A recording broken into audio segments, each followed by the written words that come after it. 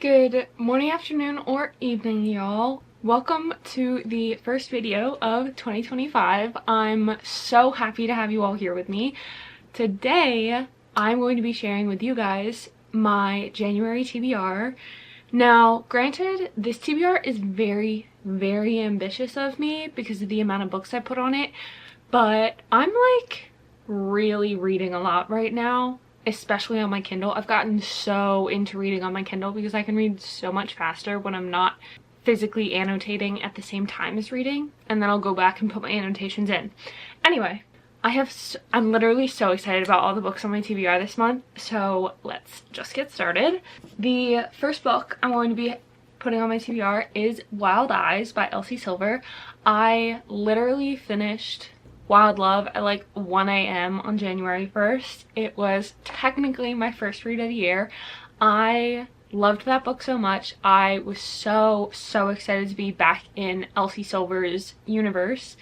And that book was like a 4.5 stars for me. That book was a brother's best friend trope, and this book is a one of us is famous trope. So Weston is a single dad, and this celebrity comes in to record at his best friend's recording studio, the MMC from Wild Love, and it's a romance between the singer and Weston, and I'm so excited to read this. I do love Elsie Silver's books with all my heart, so don't take this out of context, but I do think it will be a very good palate cleanser between some of the more intense books I read this month, because I can consistently rely on Elsie Silver to give me a giggling, feet-kicking experience of a romance book, and they're slow burn, they're small town. I always eat up her books, and I'm very excited to read this.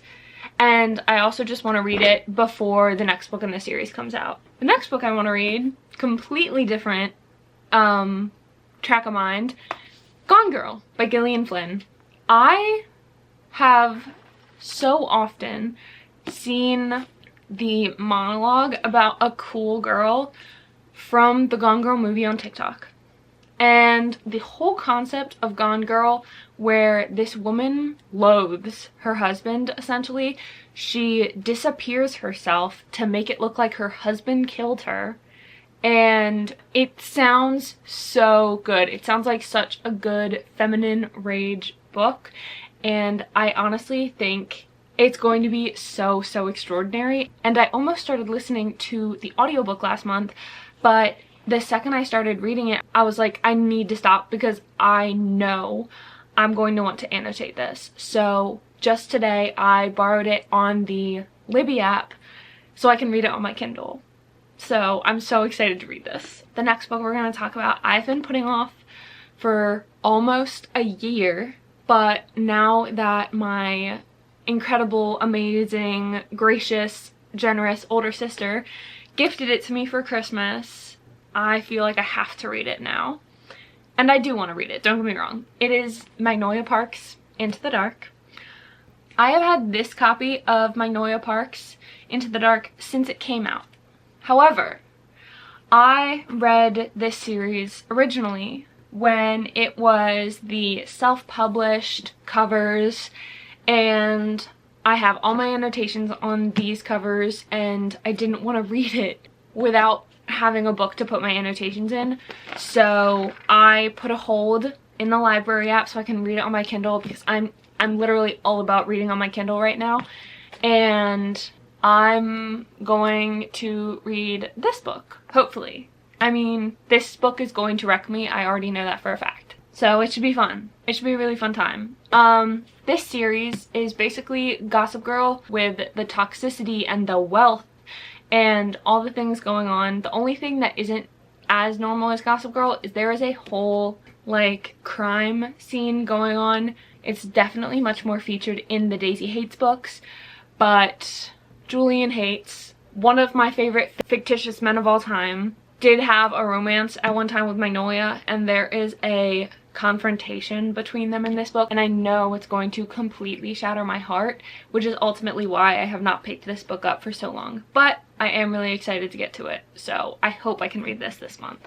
The next book I'm going to be talking about should look familiar if you watched my Boxing Day book haul, because it's one of those books. Blood of Hercules by Jasmine Maas.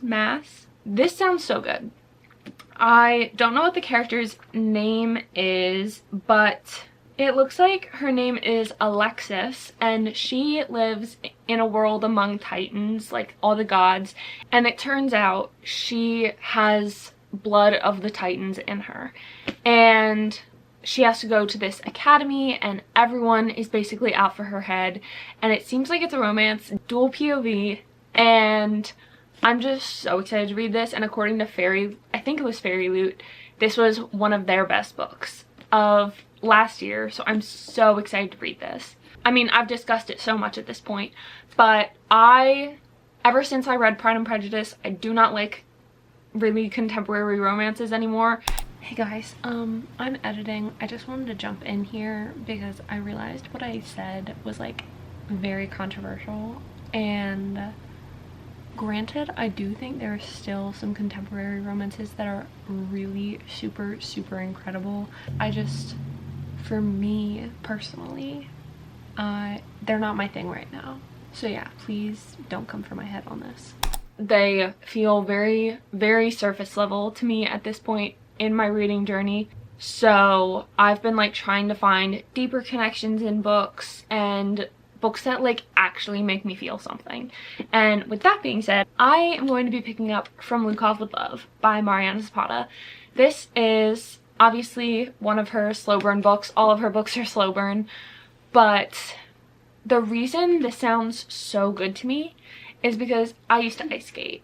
Like, I think for like 5 years when I was younger, I did figure skating lessons. I did the whole like competition thing. Granted, I was very young, like 5 to 10 maybe, so it wasn't like intense, but I have such a soft spot in my heart for figure skating and ice skating in general. And this book is about Jasmine, and she is getting a little bit older in terms of figure skating, like competitive years, and she knows that window is about to close, and I think she ends up teaming up with Ivan Lukov, who is someone she loathes, to do doubles figure skating, and it sounds so good. I'm so excited to see this dynamic. I'm so excited to be reading about ice skating. It all sounds so good to me. And with Mariana Zapata, I've only read 2 of her books thus far, but both of them I've rated 5 stars, so I know I'm going to like this. Next, we have Caraval by Stephanie Garber. If you've been watching my channel for a while, you would know I have already read the Once Upon a Broken Heart series. It is one of my favorite YA series of all time. That series has such a special place in my heart. And I did not read this first, obviously, if it's on my TBR.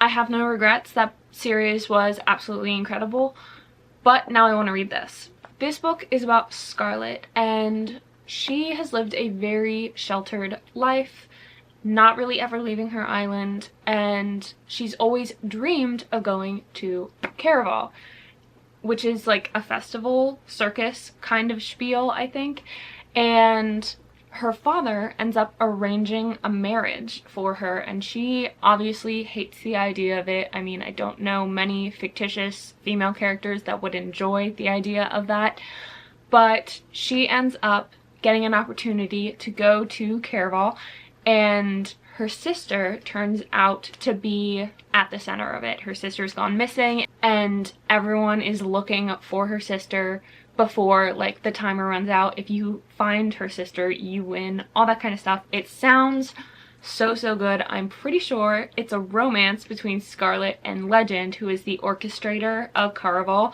It just sounds like such an incredible, fantastic world, and I'm really intrigued to see how this world intersects with Once Upon a Broken Heart, because they seem very contrasting.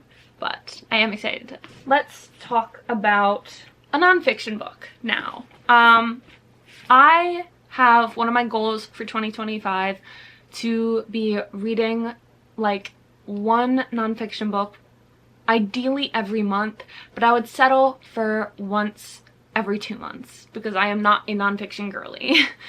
The book I've chosen for this month is The Courage to be Disliked by Ikiro Kishimi and Fumitaki Koga. I'm 100% certain I butchered those pronunciations. I'm so sorry. I have always been intrigued by this book. I struggle deeply with wanting people to like me, and I read an excerpt from it. Like, I was literally just looking through the book in the store, and it said something that seemed like really, really profound, and it really resonated with me. So I am very interested to see how the rest of this book fares, so I'd like to read it. That's all I really have to say, because it's a nonfiction book. It doesn't have much of a plot, in my personal opinion. Next, we have Funny Story by Emily Henry. I've wanted to read this since it came out. I wanted to read it even more when I saw a TikTok where someone described the MMC as Nick Miller from New Girl. If you've watched that show, you would understand the significance of that. But I'm so excited to read this. I love Emily Henry's books, at least all the ones I've read thus far. This book is about Daphne and Miles, and they have just both been left by their partner because their respective partners left them for each other, if that makes sense. And so they are both in a very complicated living situation because they need to find a place to live in a very short amount of time. So they come up with the idea to just be roommates and live together. While that happens, they decide that if they post the occasional Instagram post with each other that leads people to believe one thing, despite the fact that it's not true, why not? So it sounds so good. Fake dating, roommates, and I saw Steph speak incredibly, incredibly highly about this book, along with Hannah Mowdy, who is, I would say, my favorite YouTuber of all time. I've been watching her for like 7 years at this point, I want to say. But yeah, I'm so excited to read another Emily Henry book. Next, we have A Broken Blade by Melissa Blair.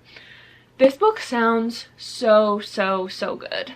This book is about Kira, and she is the king's, like, favorite assassin, favorite spy, and something is happening that's, like, threatening to the kingdom.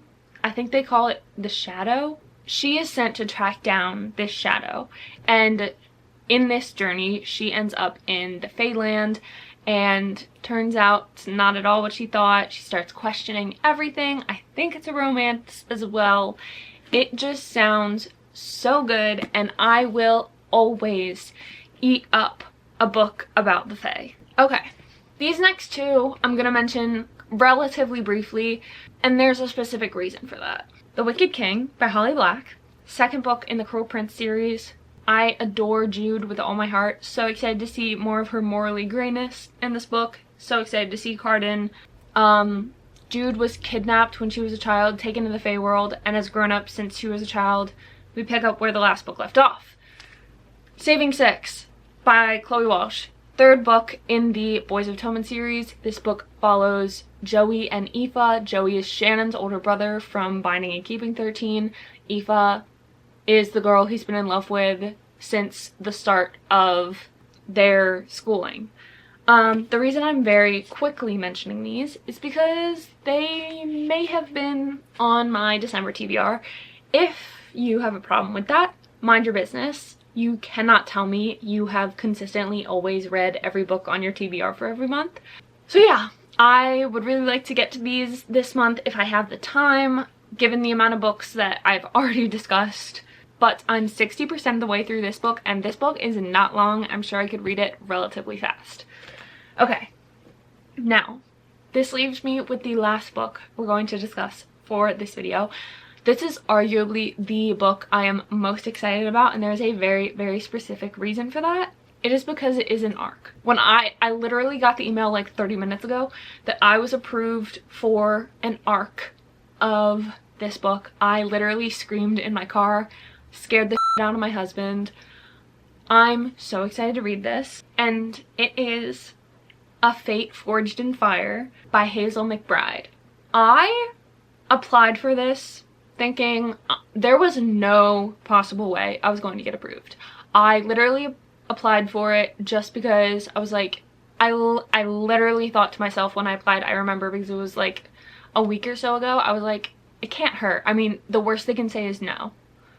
But they said yes. I'm going to include the picture of what the cover is going to be when this book is released later this year in May. And oh my gosh, let me just read this description because it sounds extraordinary.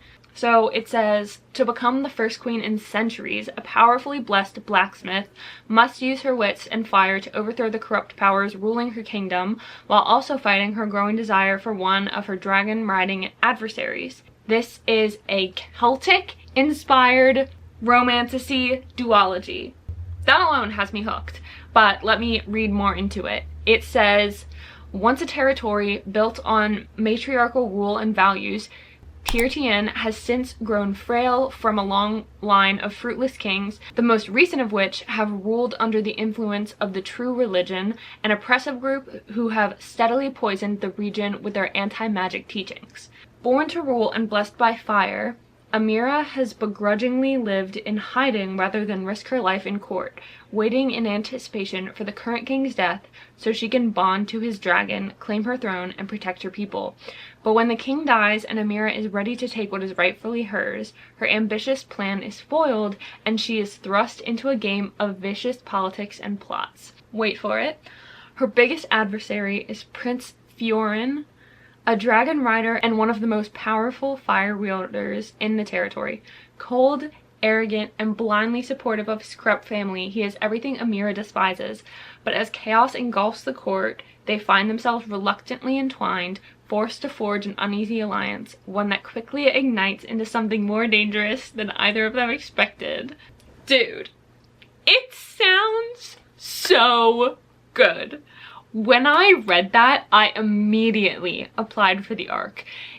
Oh my god, it sounds so incredible. I'm so grateful and thankful that I was approved for the ARC of this, and I'm so excited to be reading it this month. I literally think that once I end this video, I'm going to immediately start reading that because, I mean, what do you mean I got approved? I'm like so excited. I'm so excited, clearly. But with all of that being said, those are the, I think, 12 books that are going to be on my TBR for this month. If you guys enjoyed this video, please make sure to give it a thumbs up and subscribe. All of my social media links are down below. If you guys stayed till the end of this video, I cannot thank you guys enough. I appreciate every single one of your beautiful faces. I hope you are all having an absolutely extraordinary morning, afternoon, or evening, wherever you are in the world, and I will see you guys in my next video.